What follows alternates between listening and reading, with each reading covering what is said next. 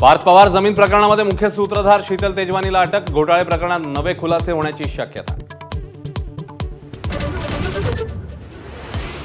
सांगलीमधल्या आष्टा नगर परिषदेतल्या आकडेवारीत तफावत असल्याचा आरोप, ईव्हीएम ठेवलेल्या स्ट्रॉंग रूम समोर पोलीस आणि आंदोलक यांच्यात बाचाबाची।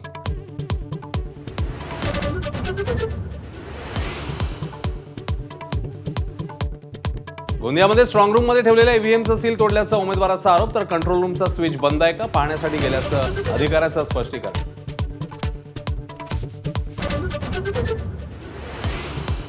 स्थानिक स्वराज्य संस्थांच्या निवडणुकांचे निकाल पुढे ढकलणं संशयाच्या भोवऱ्यात, विरोधकांकडून शंका व्यक्त। निवडणूक आयोगासोबतच सरकारही दोषी, वडेट्टीवारांचा हल्लाबोल। मुख्यमंत्र्यांनंतर राज ठाकरेंनीही घेतली संजय राऊतांची भेट, राऊतांच्या प्रकृतीची केली विचारपूस।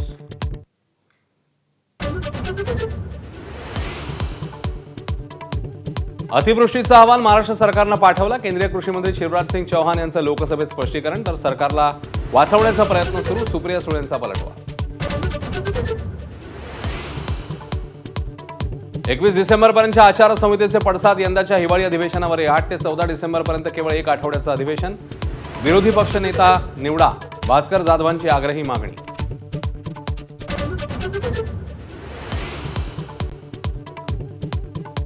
रायपूरच्या मैदानात कोहलीचा पुन्हा एकदा शतकी धमाका, ऋतुराज गायकवाडची ही शतकी खेळी, भारताची मोठ्या धावसंख्येकडे।